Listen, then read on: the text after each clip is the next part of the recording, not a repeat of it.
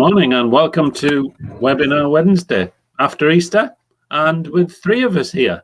So I know. Yeah, so good morning from me, Keith Etherington. From me, Alastair Minty. And from me, Jen Dunlop. Yeah, okay. So this week we're slightly different because we're not bringing on a guest. We usually bring on a guest. For everybody who's seen this before, we usually bring on a guest about 11:10 as part of our program, but we're not bringing any guests on this week, are we? It's going to be just the three of us in this Easter special sunshiny day webinar. That means we get chocolate Easter eggs. Oh, well, maybe. Yeah, we're going to talk really about. We're sort of looking forward a little bit, aren't we? Really, talking about how things might be over the next wee while, how we might do things. Yeah, what we're going to be doing, and what we might not be doing in the future as well. Yeah, just things we've learned and things that other people have told us that are positive, negative, and different things linked together. Yeah. And I mean, a year ago, probably even a year ago exactly, we would never have imagined that we would be sitting here in our various houses doing a live stream across various different platforms. And we've been doing this since, as we've said several times, I think, we've been doing it since about April last year. And we've committed to do it till June, to the end of June, haven't we? We've committed to do these live streams to the end of June. And then we'll have a think. Then we'll have a think just about how we go forward with that in the future, depending on how society is, depending on how released everyone is, depending on what everybody's doing. But yeah, we've committed to do this till the end of June, to do these webinar Wednesday live streams, along with several of the other live stream stuff that we've been doing. Yeah. Cool. Yeah. So, and as always, if anybody's got any questions, comments, anything that they think is that they would like to see us doing, or the things that they've reflected on that they think are really good or really important, either to do or not do, please stick them in the comments section, either on YouTube or Facebook, especially if you're watching live, but even if you're watching later on, and we will add them to our discussions. Yeah. So something else that came out this week. Do we want to talk about the Easy Read guide? Just now? Yeah. Yeah. To the independent review of adult social care. So. Indeed. So that's just. Let me just get it up on the screen. He says, hopefully. Easy Read. There we go. And I'll take it back to the start. So it's 19. It's 19 pages as opposed to 109 pages. So they've managed to knock quite a bit of size off of it. The first page, as you can see, is very easy read. Yeah. So it gives you, I think, quite a decent run through of each of the. I'll just try and make it a bit bigger. Oh yeah.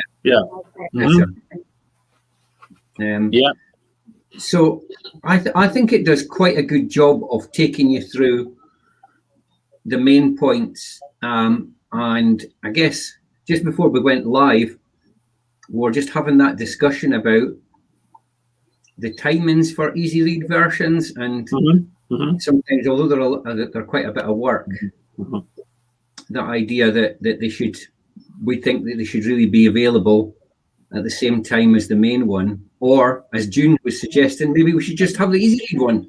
Maybe we should just not have the 109-page one. I think it should just be a document that's accessible to everybody. So it should be one document, that applies to everyone, rather than having this big timeline between releasing an original version and then having to do an easy read version. Yeah, and does this just come out, Alastair? Literally just come out? It has just come out. Well, I mean, it said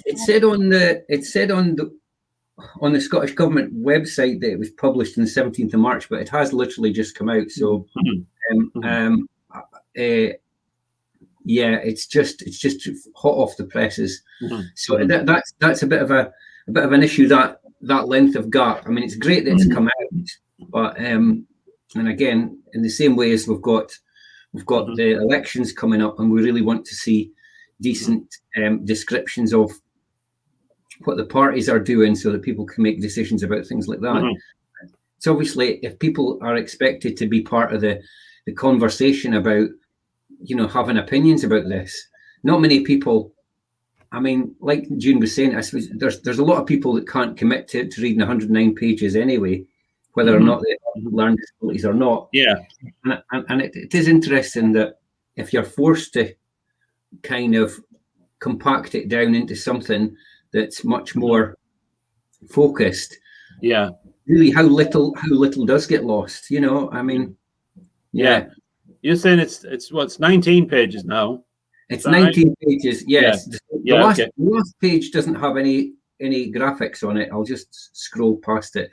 But it's interesting that it does say about, it summarizes, for example, this thing about saying that for social care to be taken on, for all social care to be taken on by the government, public ownership would be very expensive and take a lot of time, which I think is an important point, because a lot of people were struggling with what this care service.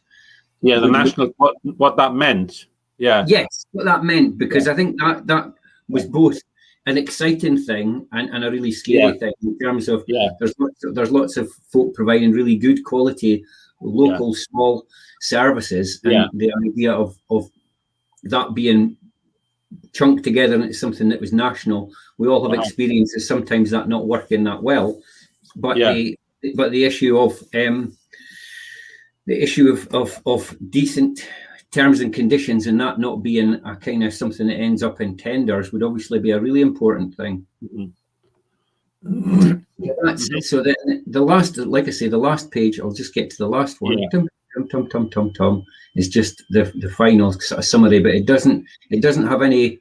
There's no pictures on that one, which I'm not sure for an easy read. All right. Whether you. Okay, so they're the key so it identifies what key recommendations are, because I think there are what 63 recommendations in the full report or something like that, aren't there? That's certainly a very high number.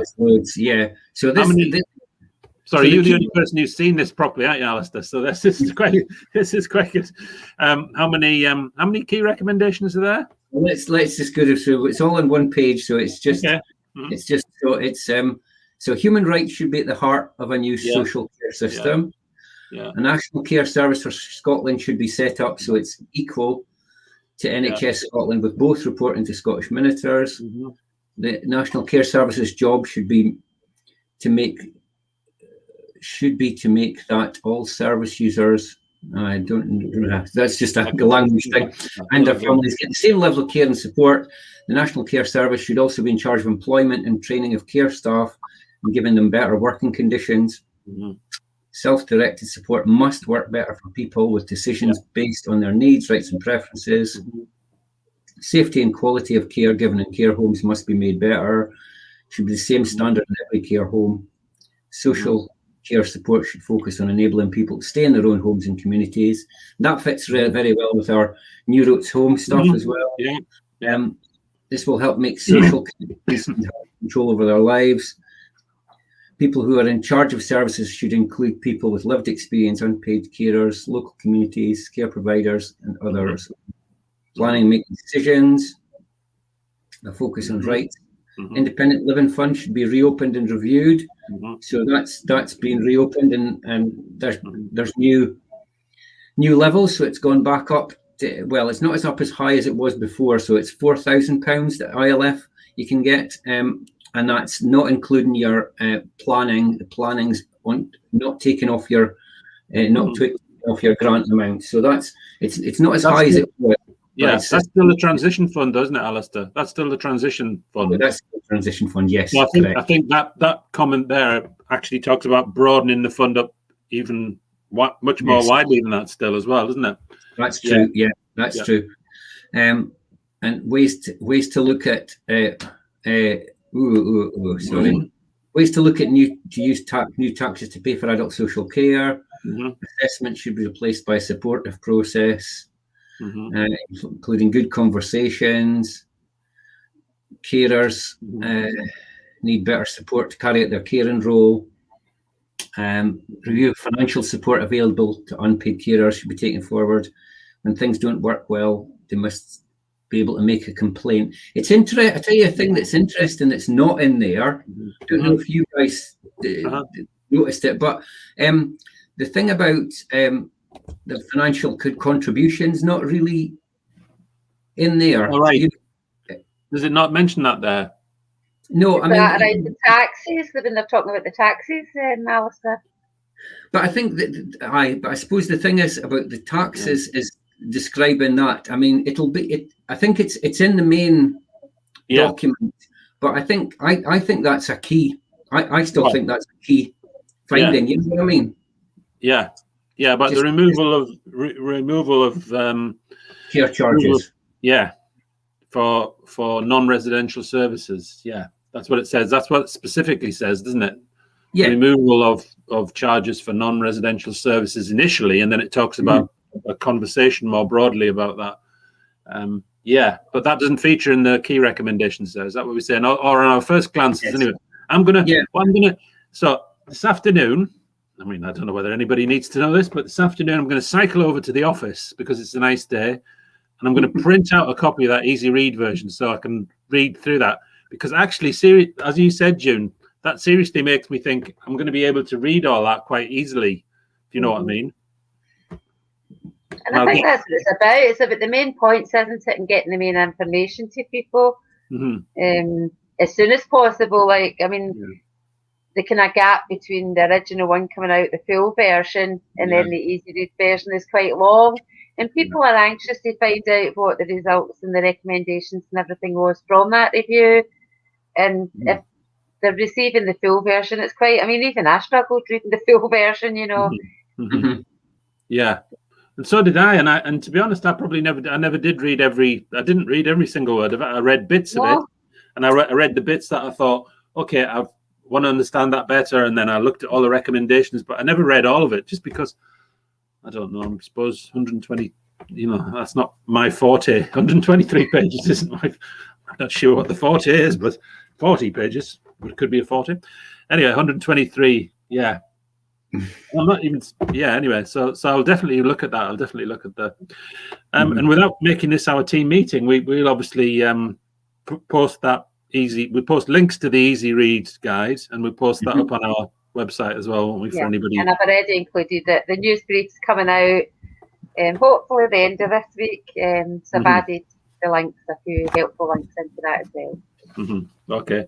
Yeah. Do you want to just mention the news brief then, June? Tell us a bit about the news brief, and just for anybody who's not seen it before, or.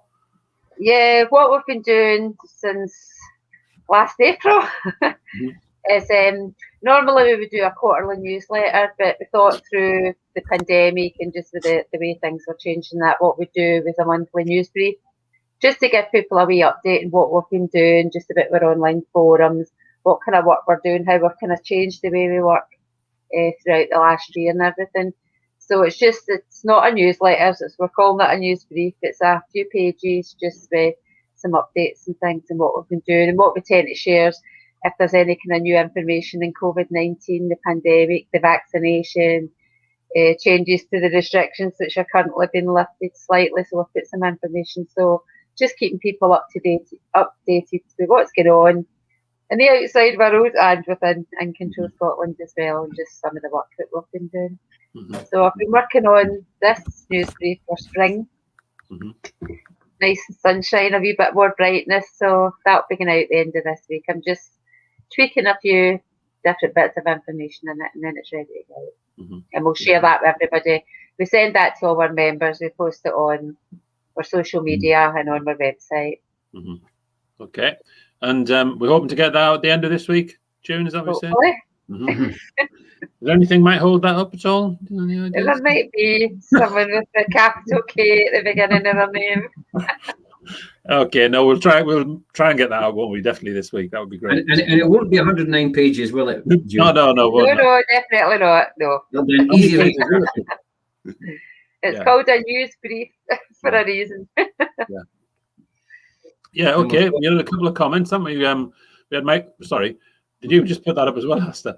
Yeah, we had Michael saying he's got no questions yet. Michael's he's gonna no questions, my lord, yet. And we had Chloe saying hello as well, of course. Yeah. So yeah. So just try to think about all the different strands that we're doing, and some of the, just to explain to people who maybe don't know, or just thinking about the connections between the different bits we do. Do you want to maybe start off with any of the ones, Keith? Just try to think about some of the strands that we're involved with.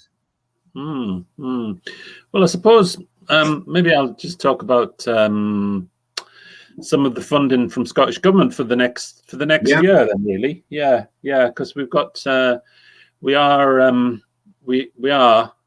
very pleased that we've got some continued funding from Scottish Government over the next 12 months to continue and to develop really the work that we were doing pre-pandemic and that we've developed and changed during the last year.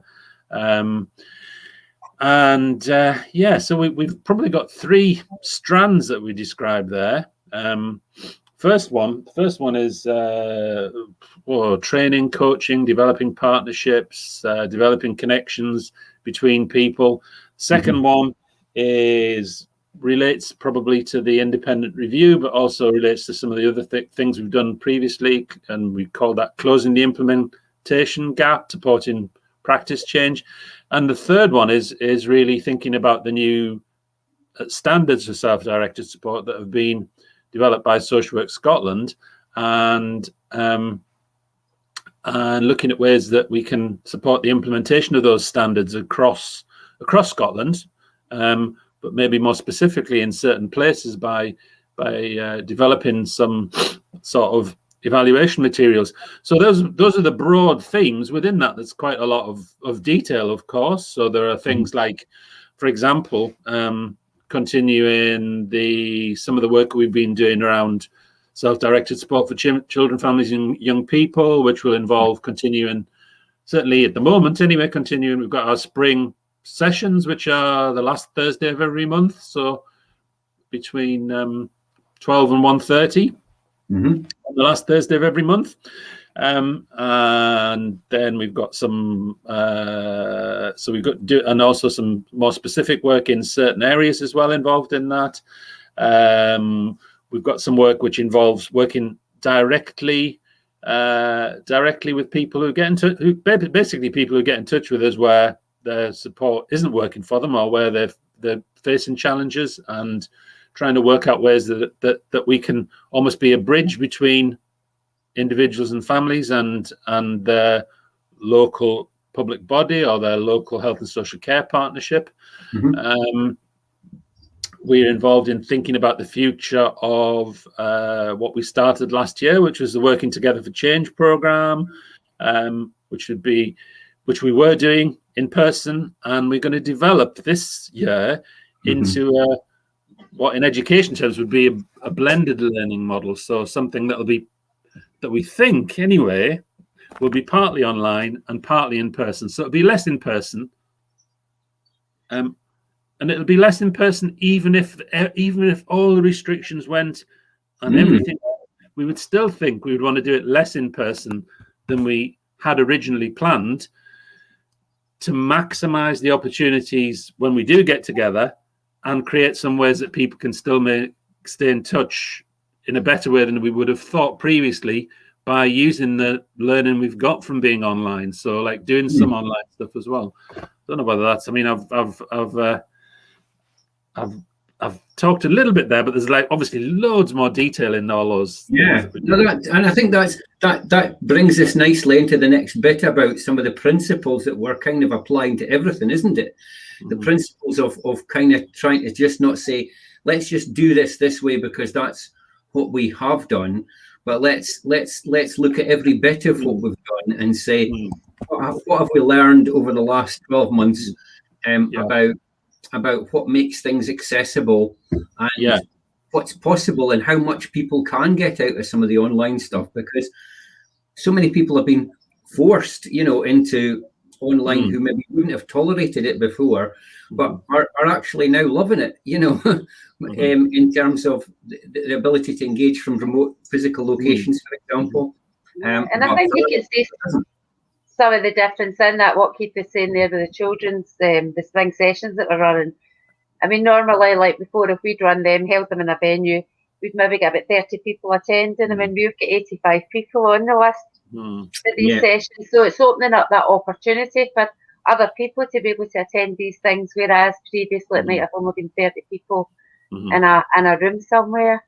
And you had folk from Shetland and you know, people from all over, because there's not that need to have to travel to get somewhere and then taking up that much time in a day. So it might just be, it's just that hour and a half, whereas before they would need to travel, they'd be there at the venue probably all day. And so it's also, sorry, I'm just trying to say, it's also about the expensive resources that you would use if you needed to do that, wouldn't it? Both the actual time, the travel itself, and being away from the other things that you could do. Whereas if you're doing it online, you are just doing you're just doing that period of time, and you don't need to spend all the rest of that time. Or you can, if something else happens, you can actually go away and maybe come back again into the same meeting. I mean, so it's how do you get? So it's the balance, isn't it? It's a balance there, because obviously there are some things that are much more difficult as well. So there are some things that are easier, and some things that are easier for people to join in, and then there are some things that are more difficult. I don't know whether do you want to reflect on some of the people who've been able to get involved a bit more, Alastair, who might not have got involved in? Yeah, so I mean, we've had folk in some remote physical locations who maybe wouldn't have travelled to a lot of events, who've needed a bit of help, and sometimes it's taken quite a considerable amount of help to make them sure that they are comfortable with operating things online and connecting to Zoom calls and things like that, and a lot of practice. So it's not been a quick fix. And sometimes some people have actually needed somebody to be with them for, on a continuing basis, to be able to make those connections. So it does require a commitment in the same way as it would be to attend a physical meeting for some of these things. But that's really paid dividends when people have got that support. And some people are dead chuffed, really chuffed, that the fact that that they're able to do this, they're able to dip in and out of a number of different things. I mean, if you think of, we've probably introduced people to a number of different online things, such as like the No Labels, No Walls stuff, it's a network TV stuff, lots of different things that we've been involved in that are kind of connected to us, but not the core of what we're doing. And it's broadened a lot of people's horizons, and I think it's just really helped folk to just add new connections to their life, and that's been quite a powerful thing to see, I think. The Citizen Fest, the fact that it's kind of happened online last year, despite the fact that was still a bit of a thing. How was that going to work? But it did. Yeah, we're doing it again this year online. Yeah. And I'm just wondering, when is that due? It's the end of September, the beginning of October. And June, you're involved in doing a bit of research work, sort of thinking about some of these factors as well, aren't you? Yeah, just some around. It's more kind of, I'm involved in some work around evaluations, just around some activities for people. So it's just evaluating. It's like two separate evaluations we're doing. So it'll be one in people that host it and what their observations are, etc., and then people that attend it. So that's stuff like you were talking about, people learning new skills. So how much support does someone need to join in one of these online activities? Are they confident in just getting themselves on the internet, blah, blah, blah, or do they need a wee bit of support to do that? And what kind of activities are they enjoying? Are they coming back? Are they coming 1 week, then coming back the following week? Are they actually participating in the activity, or are they kind of just going for the sake of going? So it's just trying to get all that information together. Then just that gives you a kind of an idea of what works for people and what doesn't work. Does anybody need a wee bit of support and training around kind of the digital world as we are in at the moment? So yeah, it's been quite interesting so far, but obviously we've just started doing that, so time will tell once we're able to pull all that information together and collate everything. Sounds really good. We've got a couple of hellos here, and we've got new networks. That is good from Michael, because obviously that connections. We've got the stay up late stuff. We've got loads and loads of connections, and that's key to kind of making stuff happen, isn't it? Yeah, well, and also particularly, I think the better at the moment, particularly at the moment, I suppose, the better and the more widely you are connected, the more you can feel like, I don't know, I suppose the more you can feel like there is a world out there that you can still engage with in some way or other. It's still there is still humanity in the world. It's not just four walls. Yes. No. But I think what Keith was talking about earlier anyway is about getting that kind of blended approach to everything, because there is some things, and a lot of the things that In Control Scotland do as well, and some of the programmes we run, where you do need people in a room and you need that face to face, and you need to be connecting, like with real people. So it's just getting that balance right. And I suppose we get that by listening to people, what we've learned over the last year, what's kind of important for people, and then kind of building that around. Yeah, for example, that's what the thinking had been around partners in policy making, hadn't it? That such a rich part of the learning and the support that people get from being involved in the partners in policy is from being physically together and having that space and opportunity to be together away from home, a place where you can reflect and you can make new connections that you can't really. We felt that in our thinking around that, we felt you can't really replicate that in the same way. You can do other things, as we said before, but you can't replicate that in the same way. And that we think that which is part of the reason why we're saying, only part, but a big part of the reason why we're saying that we don't anticipate doing that. We're not planning to do that this year, but we were making plans to do that from 2022 again, when hopefully the world will just be like it used to. Well, no, not just be like it used to be. Sorry, not at all, but better than it used to be. That's what we're looking for, isn't it? The world is good. Yeah. And I'm just thinking back to way back when I first came on, the sort of this leadership course that In Control Scotland back in the day, and I think that there was similar then. There was elements of trust. You were asking people to go outside their comfort zone a lot of the times, and to explore different ways of thinking and working.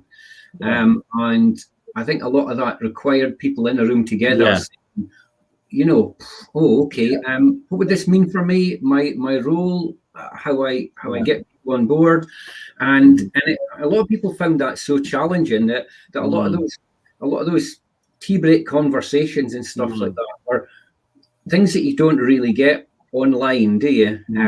So I think we can't underestimate the importance of that confidence that you get from exploring difficult things together.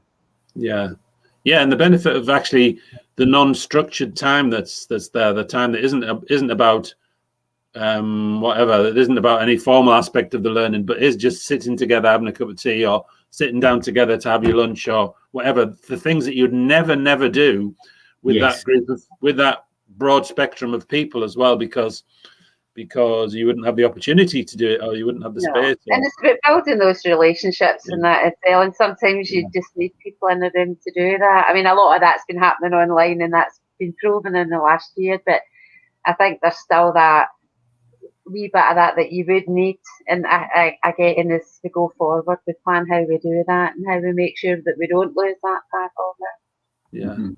Yeah, yeah, definitely. Yeah. So, and I guess that we've got lots of bits that are kind of linked in with other groups, other bits of work. So I guess there's that. There's lots of them. There is lots of them, isn't there? If we did a diagram with those little bits of string, where you, we should do that as an exercise. But that whole thing about Social Work Scotland and the kind of the standards for self-directed support and the new routes home. I mean, that in itself is a very interesting piece of work, because there's lots of other people who are thinking about how the standards can best be applied and best be used. So we'll be needing to work cooperatively with Social Work Scotland, but also with other organisations like Health Improvement Scotland and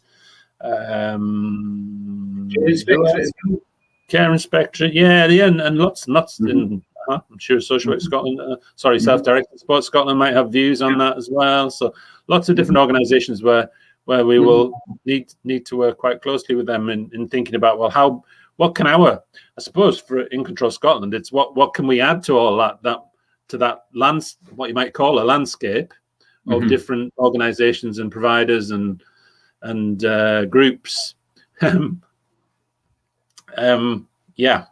So it's very interesting to think about how we can do all that.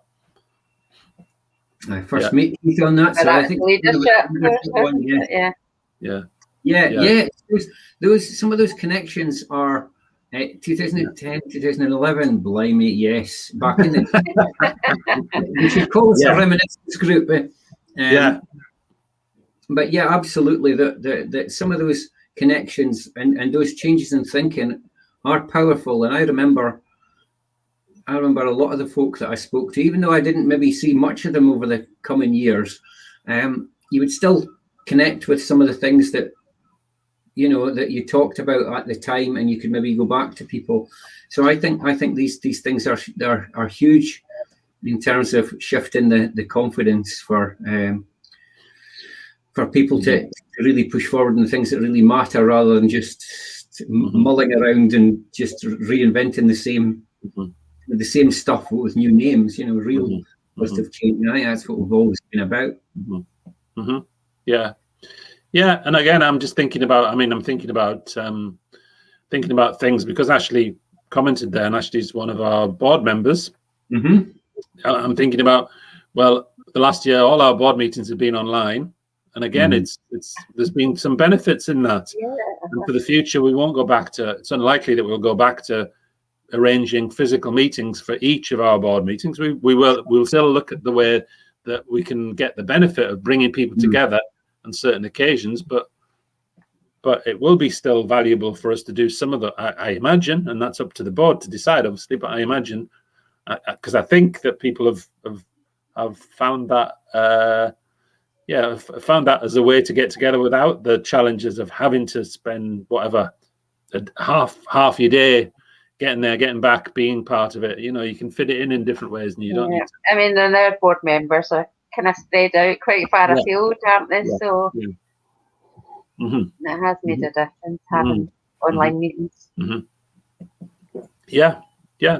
all organisations are exploring how best they use any spaces that they have as well, like the office space. And again, that's for us to have more conversations around in the future, isn't it, June? Like I did say earlier on, obviously I'm going to cycle over to the office, do a couple of things in there, and I do probably go, but I only go once a week, roughly once a week. And it's not something that you've not been there for a year now, have you, June? I forget what the office looks like. I've not seen my desk and my computer for over a year. Yeah.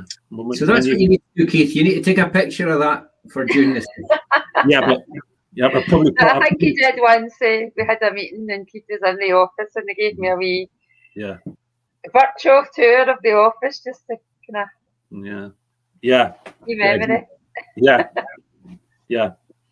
It does just show just how much we can take for granted, the whole commuting, that this is just how life is.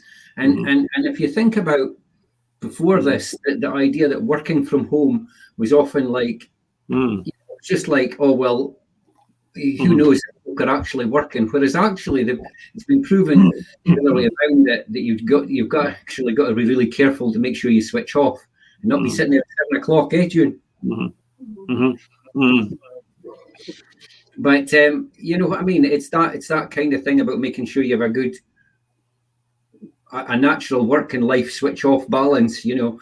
But there's a lot of really great stuff being done over the last year, and I think it's that thing about trusting people, and just not micromanaging in a way that doesn't actually make sense. You know, if people are coming up with the goods, you know, we should be trusting folk, and rather than wasting all that time and resources, you know, oil, you know, petrol, etc. You know, travel.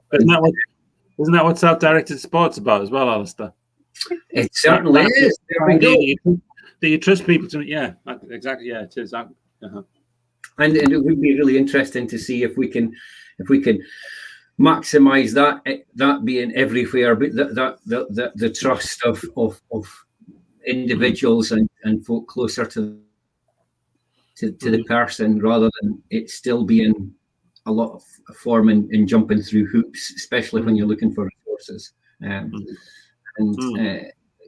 Ashley's come up, Couriers, who helped me find my organisation in Edinburgh. So so it's that thing about getting the information, getting the right information, getting the support, and I guess like Ashley's made the decision in the last year to stay at home to keep herself safe, because she couldn't be guaranteed the continuity of staff, that they wouldn't be working with lots of other folk and put her at risk, and she at least was able to make that choice, and I guess it's that everybody being able to make their own choices for themselves about their support arrangements and what works. Yes. So we've talked about quite a few things. Some things we would maybe stop doing, some things we might think about doing, you know, before we do it, so we don't just automatically do it, and then we do slightly more of. Is there anything else on any of those lists that we think would be, you know, we would think about for next time? There's still lots to do. That's what I think. It always is. Yeah, there's still lots. There's so much to do. I suppose I'm just thinking of that sentence in the Independent Review of Adult Social Care that you said. And what did it say? It said something like, self-directed sport must be. What did it actually say there? It said something like self-directed sport must be implemented in a more consistent and equitable way. Something like that. It said, didn't it? I can't remember the exact wording, but that's the essence, really. Still of there's still loads to do there. And then I think about all the things that that we've said that we do in partnership with other people as well. So like the New Roots homework, which is the work we've mentioned previously about thinking about how ways that people can safely be supported in their own home communities or closer to home, rather than being sent away or placed away, or whatever, however you want to describe that, in another area, or the Advocacy Plus work, which is again working in partnership with other organizations, thinking about how people can get the support, to get the right support if they need support, both in having people alongside them as advocates, but also in service design or in support planning. So lots of things that we do together. And I think there are massive strengths in doing. Sometimes it's quite complicated because it makes it even more you can't just decide something because you've got other people to work along. And obviously, that's obviously the case when you're working with other people, but it brings such massive strengths as well. So, no, that sounds about right. June, you got any other observations before we finish up on any of those points? No, just when I was listening to some of the conversation, we're talking about how self-directed support works in different areas, and it's not really consistent in that. And it just kind of popped into my mind, just one of the situations that came up. I don't know, it was all over the news at the time, was through the COVID pandemic in the care homes, and it was a daughter that had actually taken her mother out the care home because she thought she wasn't getting the care that she needed and everything, and then she ended up getting arrested. But all she wanted to do was take her mum home, have that flexibility, being able to take her home, just like Ashley had the choice to go back and live at home during that time. And yet that just became a big, I think it kind of gets sorted out in the end up, but it was just that woman didn't have that choice, that to have her mother at home and look after her while this was all going on. And if you think about it, that goes back to the point which Derek Feely did in the little video that accompanied the report, which was which I really liked that bit where he said it shouldn't be a battle.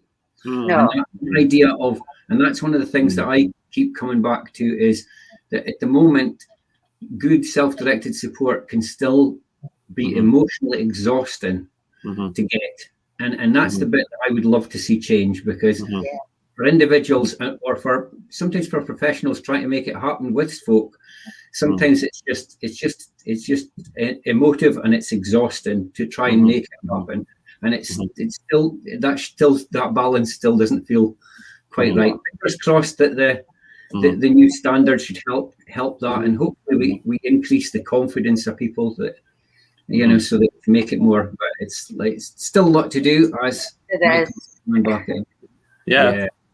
No, we definitely can't, Michael. Yeah, that's great.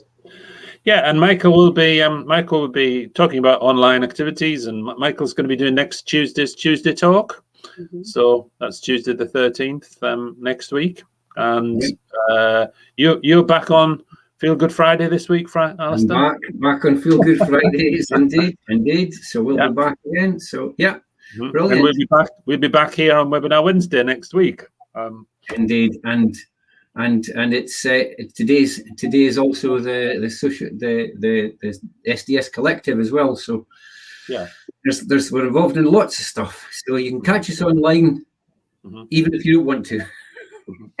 You'll bump into us somewhere. All right, everybody. Thanks for joining us. Yeah. Thank you. Thank you. See you next time. Bye-bye. Bye.